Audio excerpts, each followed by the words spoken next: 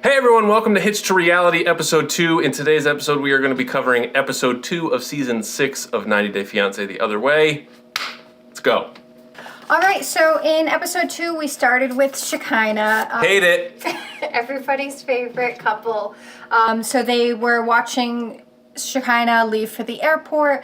We went over the book and bottle collection again. I hope we someday get a scene where we don't go over the book and bottle collection. I'm already tired of it, and it's only the second episode.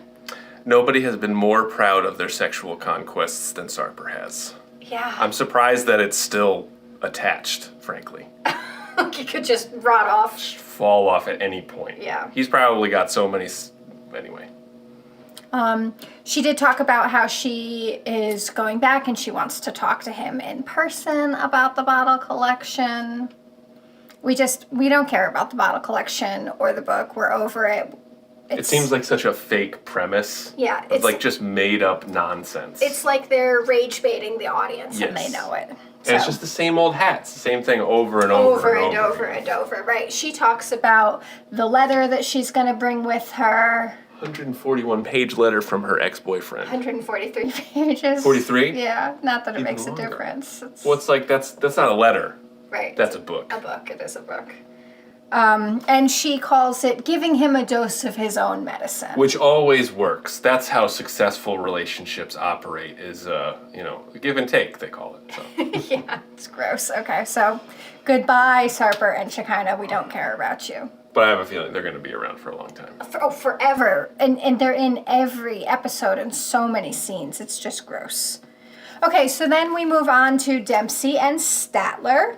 This is the first time we've seen them so far this season, right? They weren't in episode 1. Yeah, that's right. Yeah. So they go over how they're going to be selling her car, going into caravan life. They call it van life because she sold the caravan. Right. Which is it's a trailer. Yeah. Right. For those of you in the States. Yeah.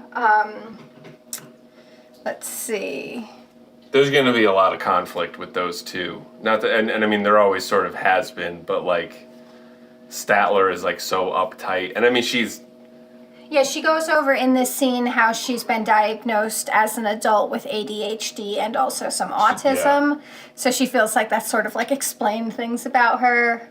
Which I'm sure it did, and I think anybody who's watched her can say that that's probably the case. She looks very pretty in her interview scenes, I'll say, because usually when we're with her in person, she's looking like, kind of like, I don't want to sound mean, but a sweaty mess. Like she's always... I think her hair looked crazy in the little cutscenes. Oh, I thought she looked like she just got a blowout or something. Yeah, right. Like she had put some effort into it. I think it looked like 1980s Power Mom, honestly. But that's funny. Well, I thought she looked very nice. Well, that's because you like teeth, and she's got big teeth, and they're white. Okay, so then... we go over how Statler is going to be able to continue working because she works in logistics and she works 100% remotely. I'm curious how the time change is going to affect her job. It sounds like she's going to need to be working overnight, which they haven't gotten into that, but like the logistics side of my brain is like, how is that going to work? Right, because her company's in the U.S. and she's going to be traveling all over Europe. So. Right. And changing time zones too. Yeah. I mean, I am nervous for them. Yeah, it's going to be interesting. It is going to be interesting to watch for sure. And she talks a lot about how she's very nervous. I think rightfully so. And she talks about how when she's nervous, she tends to like lash out. So I'm expecting some fireworks probably like from as soon as they land. I'm sure. They do seem like both good people, but very different temperaments. Yes. And, yeah. Yeah.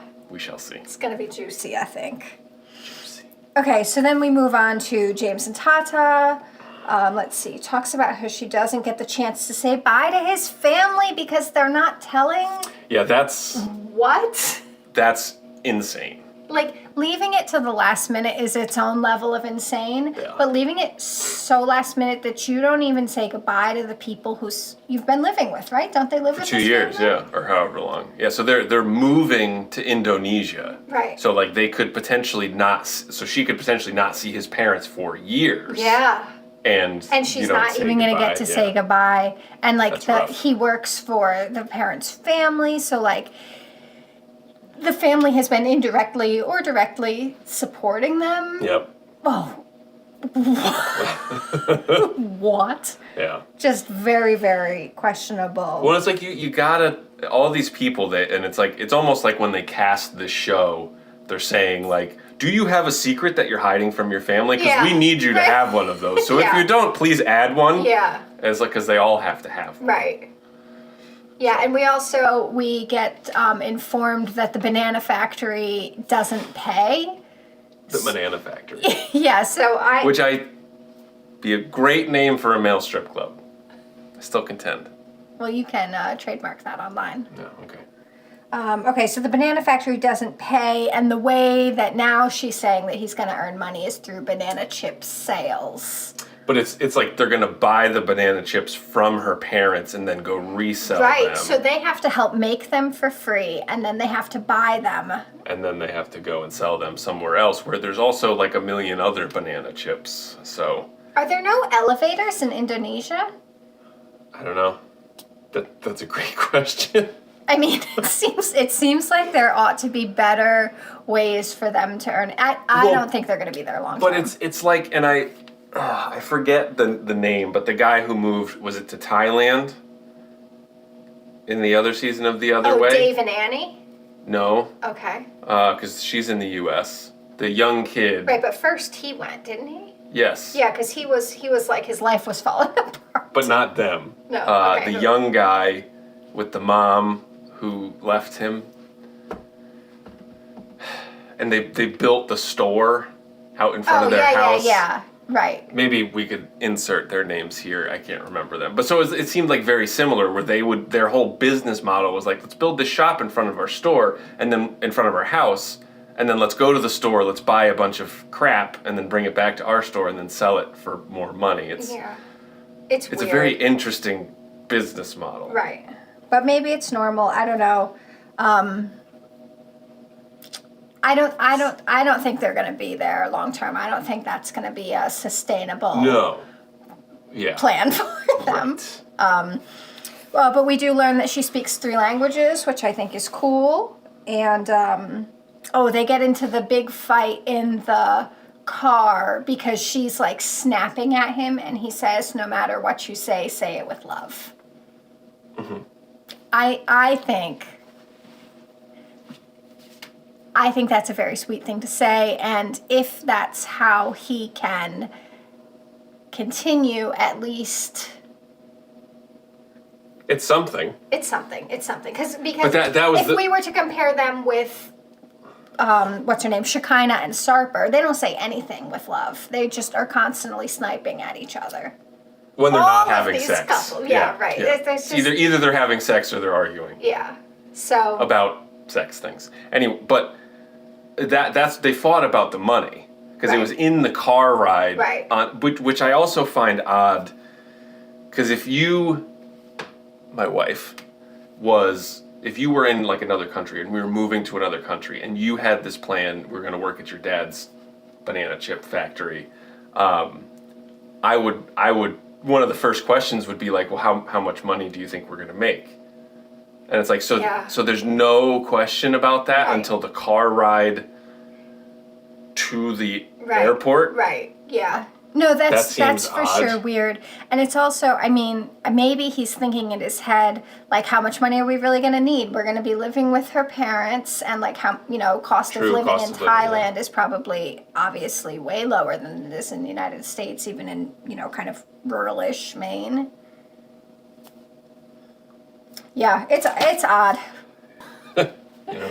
Okay. All right. So then we go back to Dempsey and Statler, and Dempsey is going to visit her friend who's already doing van life to like get some tips, get a tour of the van, which I thought was interesting. It seems like she's been social media influenced to think that van life is a good idea, though her family does. They go over her family history and how they're carnival people and they, follow the carnival around. Well, and you find out more that she's like a free spirit, Yeah. sort of moves with the wind type deal, which again is like one of those conflicts where Statler is not that. Right. She is routine. And I think a lot of people with ADHD can sort of find comfort in a schedule and a routine where it's not like all over the place. Yeah.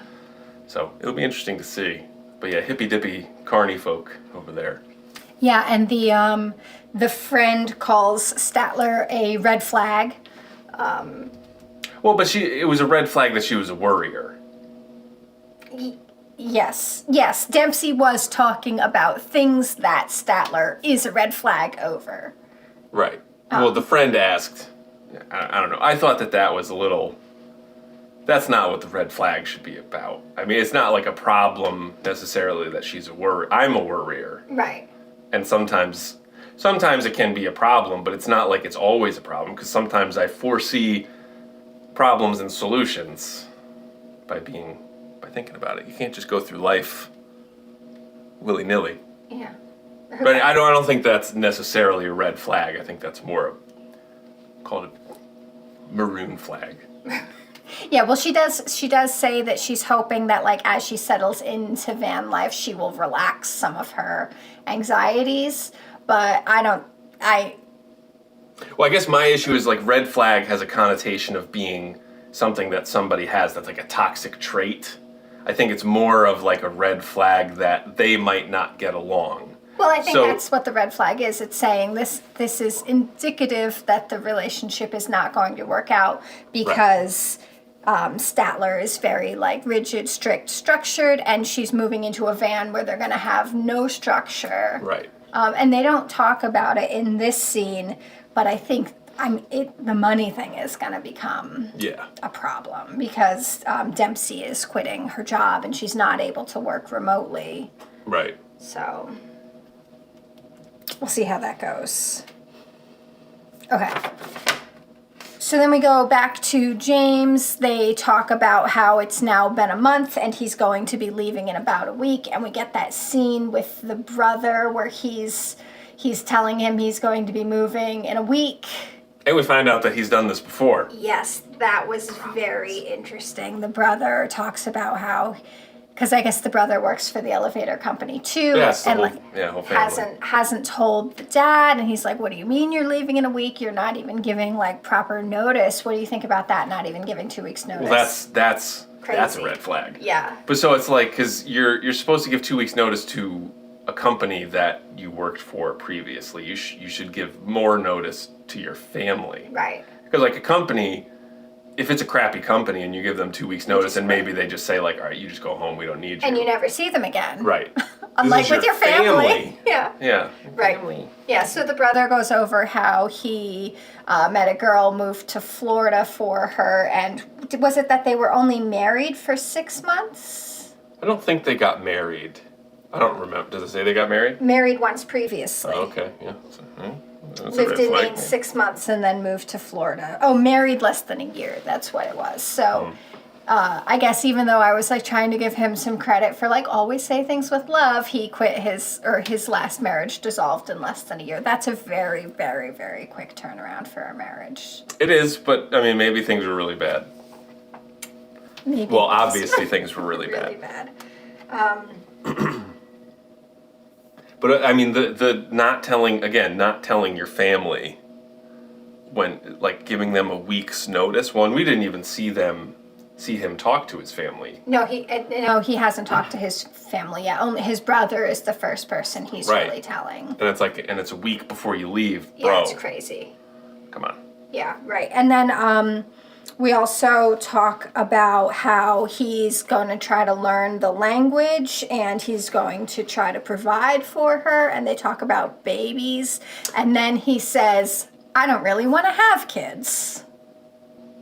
that's a red flag. Right. So we discussed last our episode, about how there was some miscommunication of is he scared to have kids or does he not want to have them? And now we're getting like without much doubt.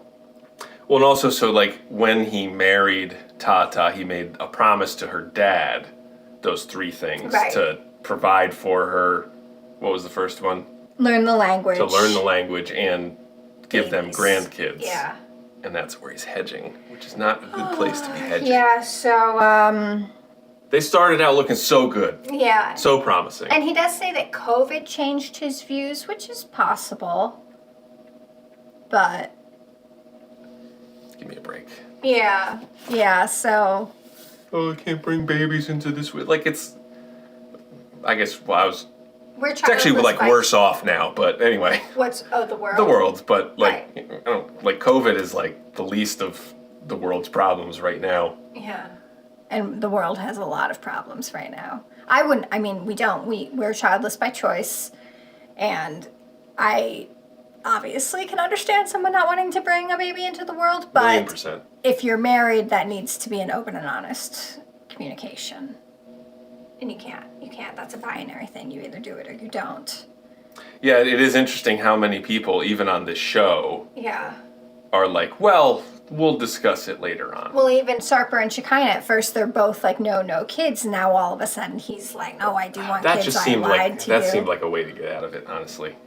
That he just wanted to get out of it. Out of the relationship? Yeah. Oh, interesting. Who knows? Who knows? Okay, so then we do go back to Sarper again. He talks about how this is going to be his first time living with a dog, and I can't imagine that's going to be the least of their problems. Like, who cares about the dog? Well, his apartment was such a shithole before. Like, what is it? Like, it's not... Anyway, sorry. Yeah, well, and he talks about how you can leave a cat alone for 3 days. And it's like, no, you can't, but... Yeah, you can. Well, okay.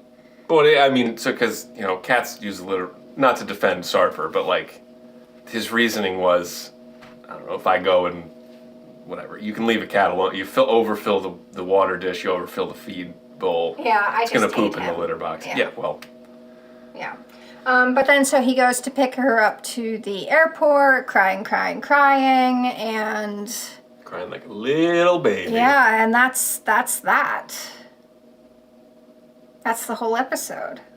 Not a lot of drama in this episode. There's a lot of teasing of future drama. Do we want to make some predictions? Like who's going to make it and who's not?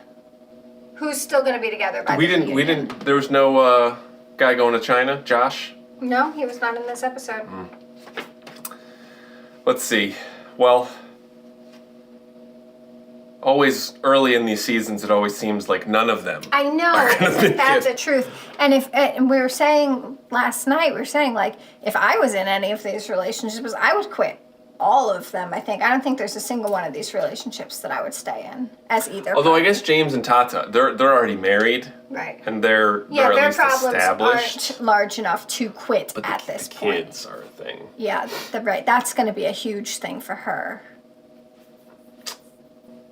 I don't think Sarper and Shekinah are going to make it, sadly.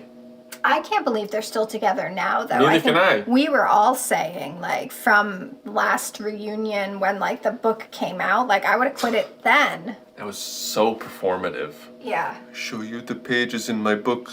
All the exes are different women that I've slept with. But it all looked like it was written. Like, it looked like he made that the week before the reunion. Well, listen, no one loves Sarper as much as Sarper loves Sarper. Yeah. But you think that book is, like, real? I don't think it matters. I think also the number 2,500 is like completely arbitrary. Like It doesn't matter whether it was 1,000, 4,000, or 2,500. It's a lot. Yeah. No, it is. It's for sure a lot. But to me, that book gives vibes of like, you know, when you were in high school and you had like a journaling assignment and you were supposed to be tracking your progress on something over the course of 2 weeks and like, oh, now that's due tomorrow and I have to go back and pretend like I was writing something every day for 2 weeks and you've done it all the night before. to me, it didn't look like something that had been carried around, moved from apartment to apartment. Well, different pens. It's like your feelings on how like when he gets stressed out, he counts things. Yeah, I just don't. I don't believe anything he says. Right. But the book looks fake to me. Like if I was to like, He looks fake. he is fake. They are fake. But if I was to like forensically analyze like how many different pens were used and what are the odds that you were able to keep track of the same pen for your entire history, and like, you know, if he's been active since he was 14 or something. Oh, right. That's like a 30-year-old book. Yeah, exactly. It doesn't look like a 30-year-old book that's seen some things. It looks fake to me. Also, how do you hang on to one thing for that long?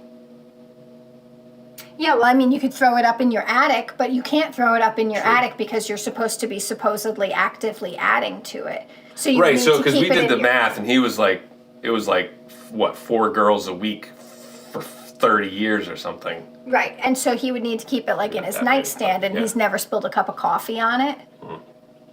He's full of shit. Yes, right. And like, you know, he goes on these vacations, he talks about the bottles and traveling, but you've never set a glass of wine down near it, or Yeah. it's just, it doesn't, no, it's fake. Oh, and we talk about that 143 page letter. I want to get some eyes on that letter, because that's something that she said somebody wrote for her in high school, right? Yeah, boarding school. So was it like handwritten or is it typed? Well, we get a preview of that in the next episode. And do you recall, is it handwritten or typed? It looked handwritten, Okay. but it was like loose leaf sheets in a 3-ring binder. Okay. So I guess she could have kept that in a box in her attic, and that's why she's... Sure, that's not an active document. Right, okay. You know. All right. All right. So that's it for episode 2 of season 6. Is that Yes. what we're watching? Yeah. Thank you guys for watching and listening, hopefully. Oh, I gotta set that up too.